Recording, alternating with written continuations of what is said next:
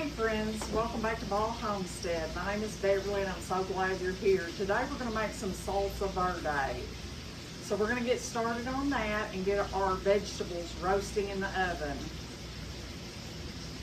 I'm frying some bacon for some BLTs for us for lunch, so if I stop and stir, I apologize. We've had a very busy morning. We went and picked up 100 pounds of locally grown beef this morning, so we're pretty set on meat for the year, and I'm super happy to have that in our freezer. We got our tomatillos washed and all of our peppers before I left, so all we're going to do is go through and chop these in half.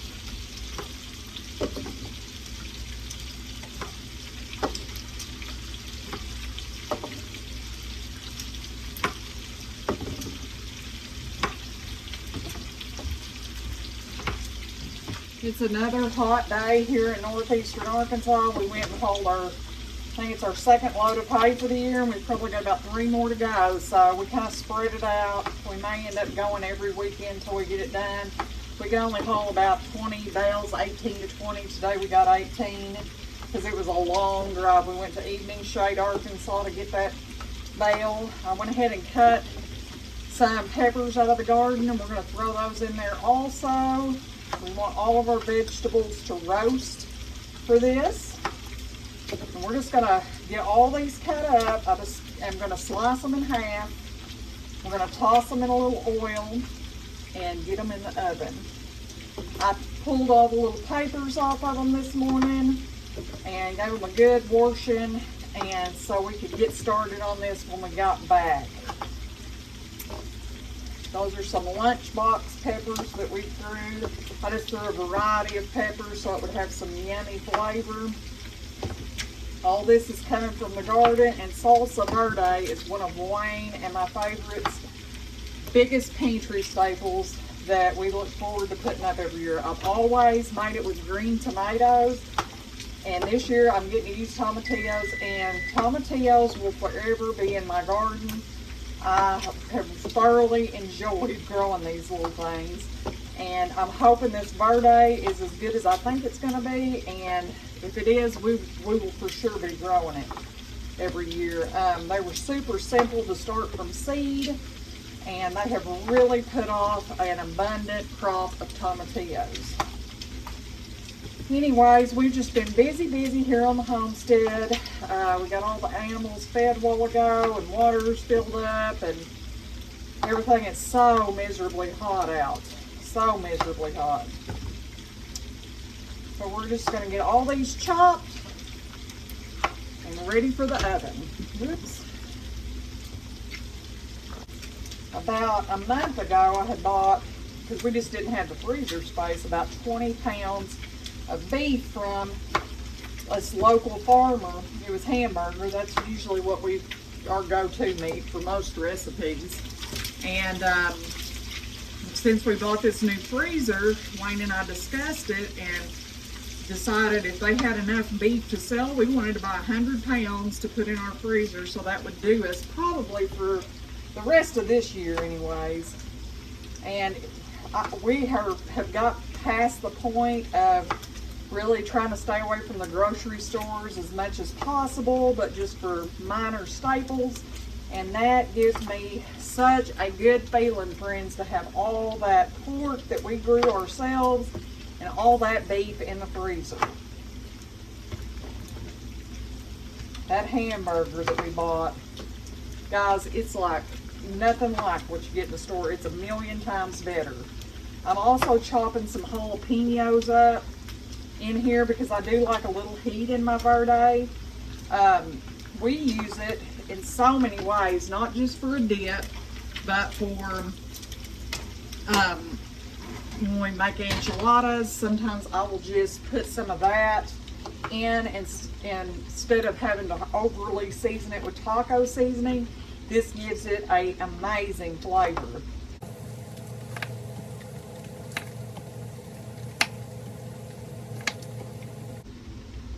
Anyways, once we get all this chopped, I'll be back. Another thing I wanted to point out was, see the purple hue? And that's anthocyanins that causes that color. But this was only tomatillos I could find was purple ones. They're mostly green, but some of them really turned a beautiful purple. Anyways, I just wanted to show y'all that. Alright, we're not going to go too crazy on the onions because my husband's not a huge fan, but we're going to put the rest of that bag and probably about half of this bag. We're going to oil these with some olive oil and salt and pepper.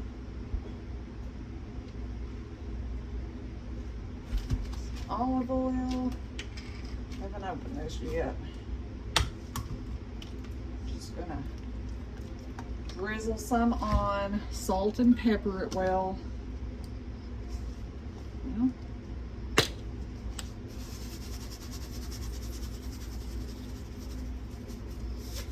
And pepper.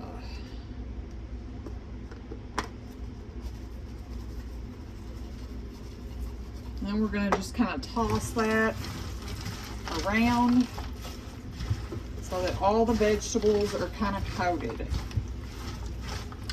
See the shine on them and all the seasonings kind of mixed in. Now we're just going to get this in the oven and let it roast for about 30 minutes.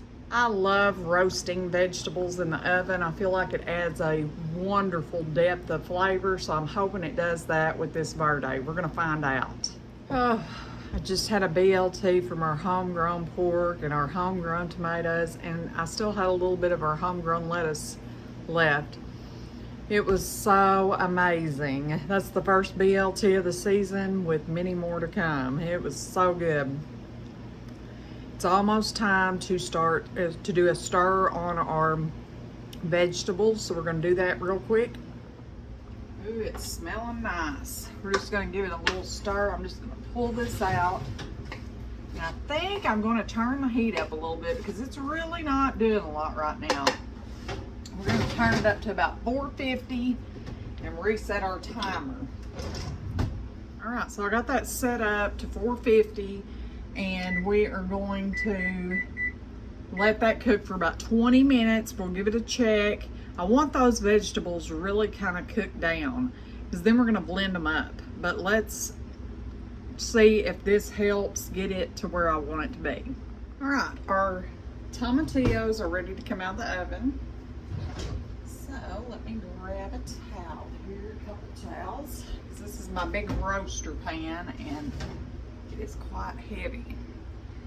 Look at this deliciousness. Everything's kind of roasted some, so now we're going to get it in our food processor and we're going to chop it all up really finely and get it in a pan, because we have another step to bring it up to a boil with some lemon juice and some cumin. This was an easy recipe. It actually calls for lime juice, but all I have is lemon, so that's what we're going to use. So we're going to get these chopped in the food processor and kind of pureed down and into a pot. All we're going to do is blend this up.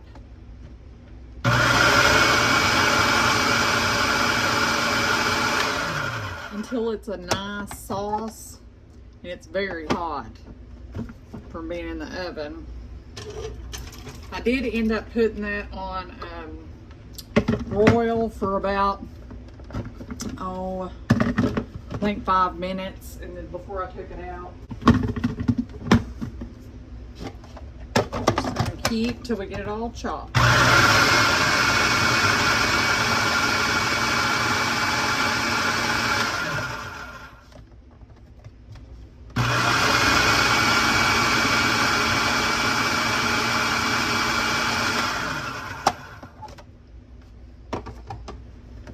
The house smells amazing, by the way.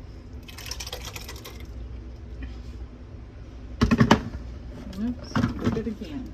Our last little batch here.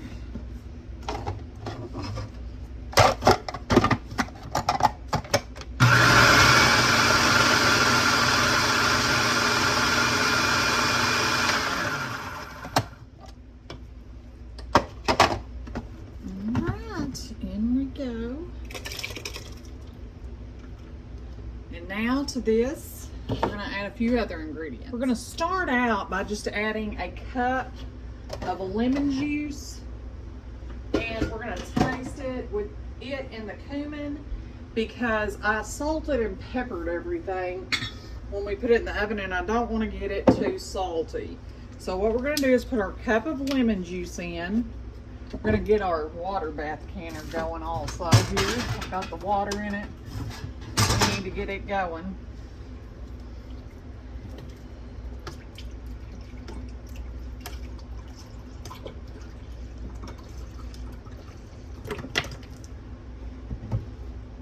One cup. And we also need a couple of teaspoons of cumin. I had to stop and grab some today at the grocery store because I was out at home. We use a lot of spices like this because we both like Mexican food. We're going to start with that. We're going to give it a stir, and then we're going to give it a taste test and see how we are on our salt and pepper level.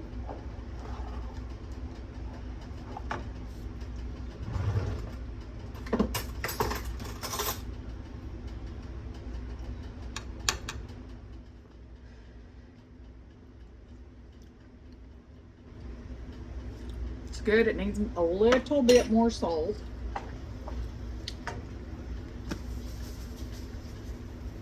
Got plenty of pepper. And I'm going to do what some of you have said and just put a little bit on my spoon with the big spoon.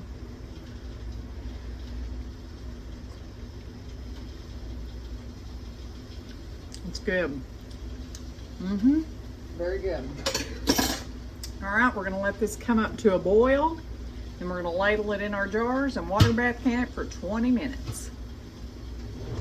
Okay, got my jars ready. We're going to start filling these. I'm doing half pints because this is the perfect size for a recipe for me and Wayne.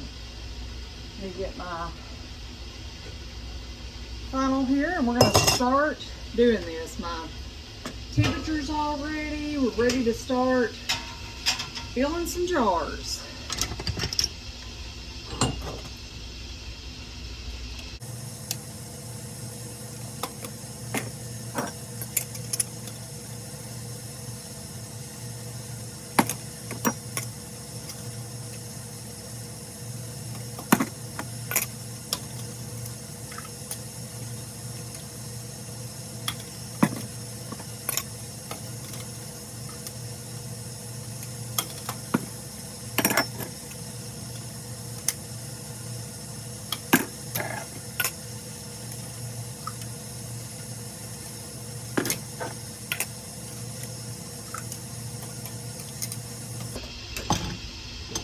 Probably gonna go have to get quite a few more jars, but that's okay. More the merrier.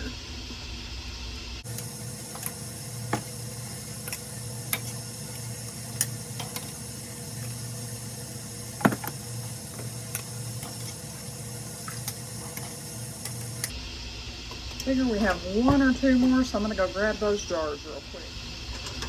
Let's get these last ones filled, and we will debubble and clean rinse.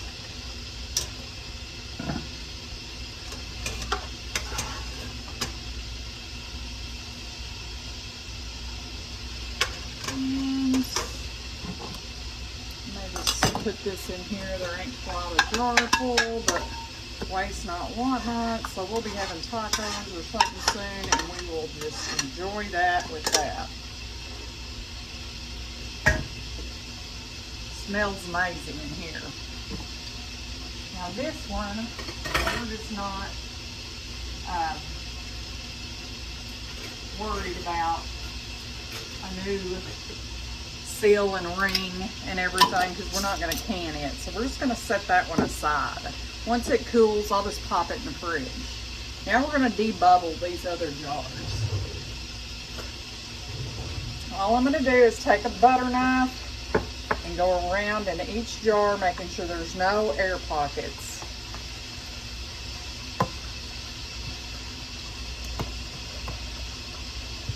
Just give it a little stir.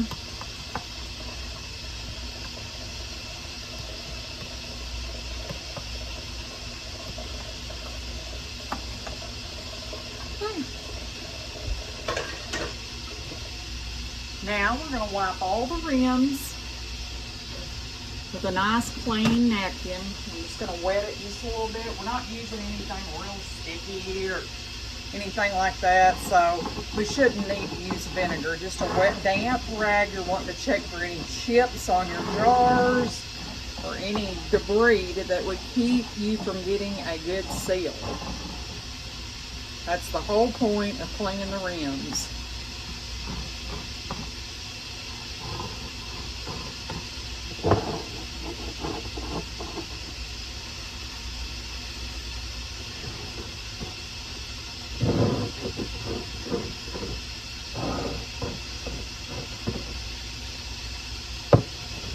Now we're going to put a new seal on and a ring and get them into the can. I have a few various lids that are new that I need to use up, so we're going to use those in this recipe, or this thing here. Okay. Now we're going to get a new band on each one and get them placed in the canner.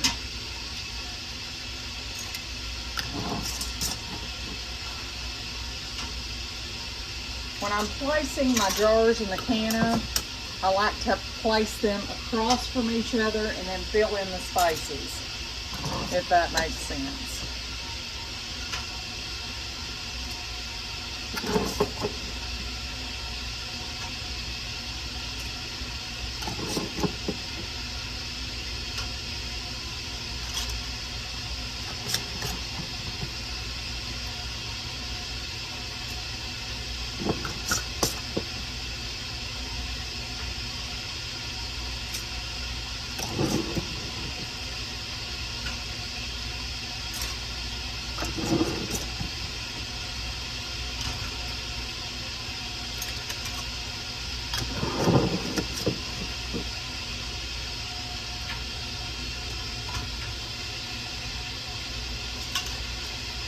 We have 1 dozen jars of salsa verde going in the canner right now.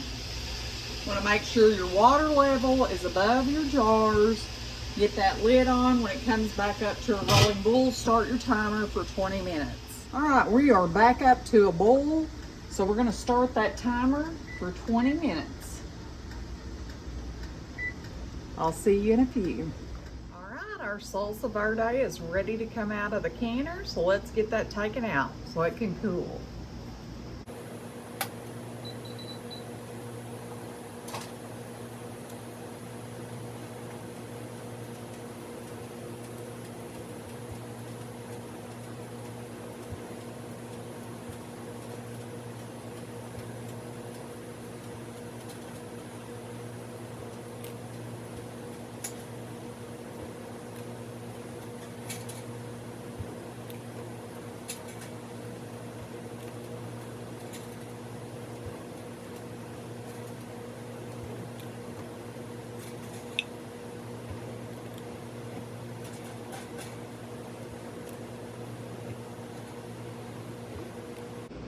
All right, here is our 12 beautiful jars of salsa verde. They're sealing as we speak, and we're going to enjoy these all through the winter, and I'm sure there'll be many more jars to come.